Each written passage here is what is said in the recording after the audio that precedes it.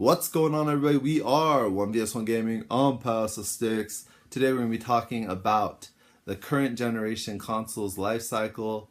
Is it going down the path of cell phones? We're going to be dropping some big bucks every 2 years, and also a return to form. It's a lot to unpack, so let's get this started. A lot of people are actually happy or excited about these mid-generation iterations of console. They feel like new hardware more often is a good thing. For every one of those people, there's about 8 people who are totally against it, that don't like it, that feel burnt. Mainly because they got it on day one or early, and they probably paid more for the console. They feel like they have an inferior product now. They feel like their games are going to be supported secondary, and they feel like even the community will be split a little bit.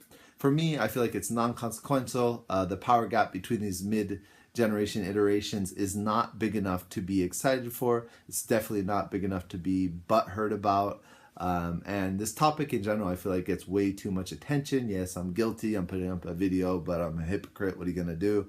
But my main point, which I don't hear other places, and this is why I made the video, is there's a reason why we are not going on an every 2-year cell phone path, and that's because game development cycle. Okay, so game development cycle is how much time it takes to finish a game, and on average it's about 4 years. We're talking AAA, AA, high quality indies.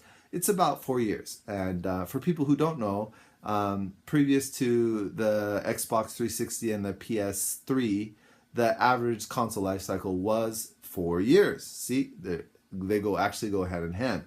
One of the reasons is because your IPs only stay valuable if your IP is relevant, right? If you're skipping whole generations of consoles, well, your IP becomes less relevant, and it becomes less valuable. So in the past, you would get, usually per console generation, you would get your one iteration of the game, so your one Halo, and the next iteration you would get your Gears of War 3 on this one, and then you get your Gears of War 4 on that one, and then it would go up each generation. You get your one franchise per console generation, and that's the return to form, and that's where we're headed back to.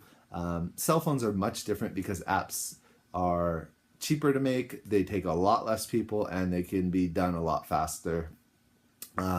That's in almost every situation. If you have 50 people working on an app for 2 years, that's going to be a pretty high quality and expensive app to make.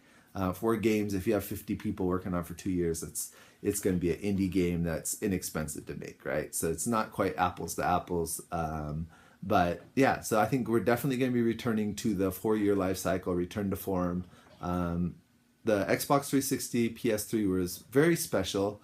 I heard Colin Moriarty from Kind of Funny bring this up, and this is something I didn't hear before, and I thought was a great point, and super Colin. He said the reason the last gen lasted 7 years, almost double what a normal life cycle was, because of the financial crisis. So, investors weren't investing, consumers weren't consuming, people weren't taking risks as far as what they were making and stuff.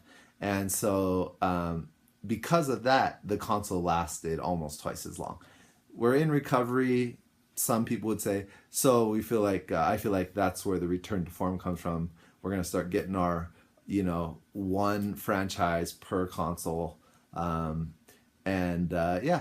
my overall thoughts, my opinions. If you guys could let me know what you guys think. Maybe you guys have some things I haven't heard, or some things I haven't quite thought about. So you can leave those down in the comments. Also, like, subscribe, tell your friends. All that stuff is appreciated. Until next time, games.